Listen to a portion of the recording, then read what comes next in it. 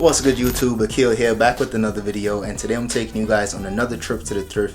And just like my last trip to the thrift, a lot of the items that's in this video is basically maybe 2 or 3 weeks old. As you guys know, I basically took the month off last month since my daughter was born, so some of these items have already sold, but of course I'll let you guys know which items sold, because a few of them sold super quick and I still have a ton of those other items still, not even listed at this point, because I'm trying to get back into the swing of things and just trying to find that work-life balance, because I was doing really good in terms of work-life balance, but now we're going to try to just readjust and just get back on schedule. So if you guys haven't already, hit that like button, subscribe to the channel, and without further ado, let's get into it. Alright y'all, so starting things off with something just a little different. I usually don't pick stuff up like this, but came up on this pair of vintage fabric shears, and if you guys didn't know, I spoke about it in the past a couple times. I actually used to sew, and I actually had aspirations of being a tailor. So as soon as I seen this huge pair of shears, I knew that these were going to be valuable, because remember, the first pair I picked up was like 30 bucks, and this is a vintage set, and some of them are selling for like 40 to 50 bucks. This one probably closer to 30 in this condition, but I had to grab that one up. Next was this pair of Jordans. I believe these were the Legacies, the 312 Legacies.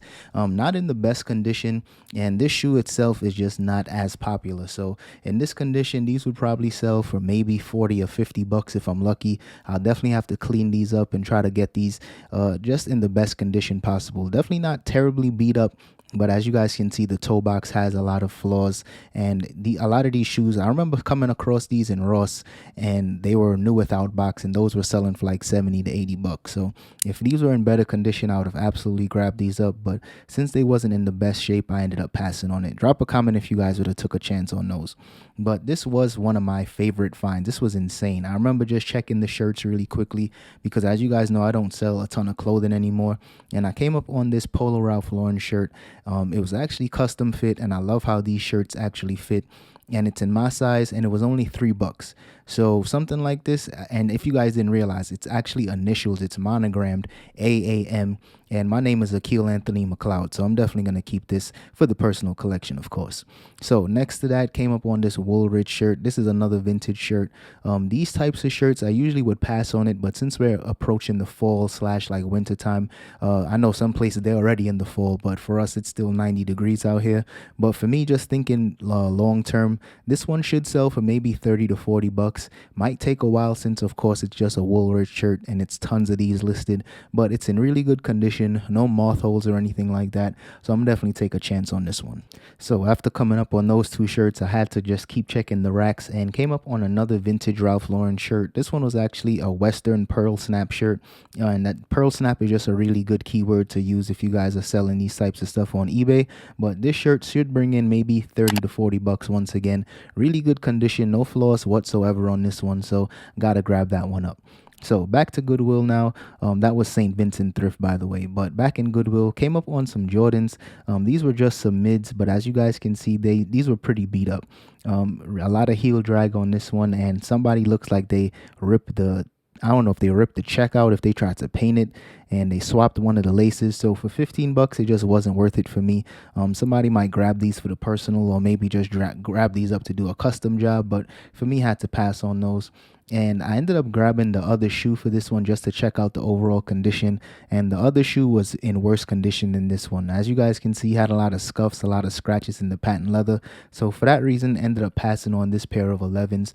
I believe this is the Georgetown colorway. If it was in better shape, I would have took a chance on it, but since it was just so beat up, had to pass, especially since it was 40 bucks. So next up, came up on this pair of Romellio Twos, and this is a really good workout shoe, especially if you guys are into powerlifting or just squatting in general. A really solid shoe. I picked up the pair of these in all black in my size a few months back, and this is in a size 12, so I'm definitely going to go ahead and list these. But most people would pass on these only because, especially if you're not familiar, you might just walk right past these, but these should sell for well over 100 bucks, maybe about 120 to 150. Definitely going to grab those up. So here was a pair of vintage Nikes. These were pretty beat up, but the comps on these were kind of all over the place. I seen some of these sell for anywhere between like 40 to 50 bucks. And then I even seen other people have these listed for a ton of money, well over 100. I'm gonna still take a chance on these. Probably just gonna try to hand wash these, because I usually would just throw dirty shoes in the washing machine. But since these are pretty old, I'm not gonna take the chance on that, and I'm just gonna list them high and wait for the right buyer to come along. So at first I thought this was a pair of Cortez. Then I looked at these closer. Oh damn! End up having to put these back for, I don't know what this was about. And of course the people in the Goodwill probably thought these were Nikes as well, because they were asking like 12 or 15 bucks for these. So for that reason I had to pass on that. But right next to that came up on this Hatch. Hatch is basically like, what the best way to describe it is like a white noise machine. I'm definitely going to grab this one up because we actually have one of these right now, but these are super expensive in stores, like 60 bucks. So I'm just going to return that one and just keep this one for Sage. So next up is this Starbucks mug. I don't usually sell Starbucks mugs. I just wanted to get this one on camera. This one should sell for maybe 15 to 20 bucks. Not a ton of profit to be made with that, but still a cool find nonetheless. So this was another interesting find. Came up on this pair of Patrick Ewing sneakers, and these weren't like the original ones or anything. But once I seen the price on those, I definitely had to put these back, because these are selling for right around, well, actually Goodwill is asking more for these than these are actually reselling for. So for me, I had no reason to grab these up, but they were pretty clean, pretty decent shoe. Not something I would rock myself, but just had to get that on camera. But 70 bucks are just way overpriced for me. So had to check out some of these jackets and came up on this vintage Nike white tag jacket. I think the white tag means that these are from the 80s. This one didn't have too much embroidery, no spell outs, nothing really standoutish about it. So pretty simple. Ended up having a pass on this one. If it was maybe 5 or 6 bucks, I probably would have grabbed it up, because I know these items still sell. But for me, I try to grab up items that just grab a little more attention. But just with that little small swoosh, just wasn't enough for me to grab that one up. But pretty clean find nonetheless. So came up on this pair of Fixident Ultra. Now, this isn't something I usually get on camera, but I try to grab up like little stuff like this all the time. Might not bring in a ton of profit, but it's super easy to list. Something like this should sell for like 25 to 30 bucks. So I'm gonna grab that up. And right next to this was just some skin bracer. I guess it's like aftershave, but just an older aftershave. I guess you'd call it vintage aftershave. So those are selling for like 15 bucks a piece.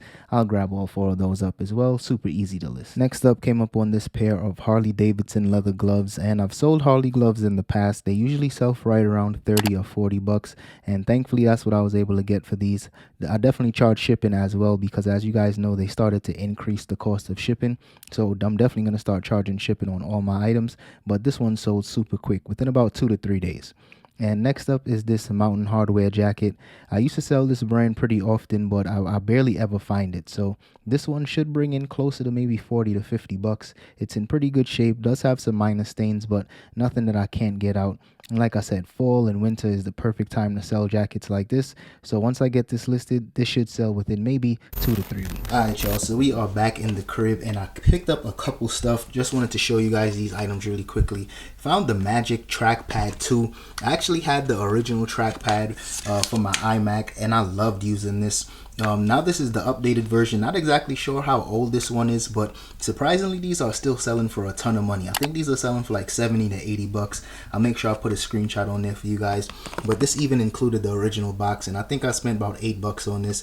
So this was a really good find. Definitely super excited to just get this one listed, because I was thinking of keeping it, but I really don't need anything else for my computer right now. I think in terms of tech, I think I'm all set in terms of my office setup. So I'm gonna go ahead and list that. And then this was a crazy find. Came up on this Omega Spectrum yo-yo. Yo-yos used to be my thing when I was growing up. I'm not going to keep this one. I was thinking of keeping it. It still works. Everything is good. But I'm going to go ahead and list this, because these are still selling for about 20 bucks. And I picked this one up for only $1.50. So I'm going to go ahead and list that as well. But just a couple things that I thought were kind of unique, and I just wanted to share those items with you guys. Alright, y'all. That's all I have for today's video. But make sure you guys drop a comment. Let me know which one of these finds was your favorite of the day. For me, of course, it was that Polo Ralph Lauren shirt with my initials in it, because that was just crazy. Of course, like, you know, other people have my initials as well, but at the end of the day, it's just crazy to find a custom fit shirt in my size with my initials. Like, that's just crazy. That's something that I literally could not make up. So, and I love those polo shirts. I'm gonna be wearing it pretty often, especially since it's finally starting to cool down here in Arizona. But like I said, drop a comment and let me know which one was your favorite, and I'll see you guys in the next one. Peace. felt like he was losing, only for the winner. Mood just to keep from cooling, like only for the winner, only for the winner, only for the winner. Boy, my heart is cold, and I'm too cool to sweat it. I should've never offered it. I'm tight and now I'm off this shit.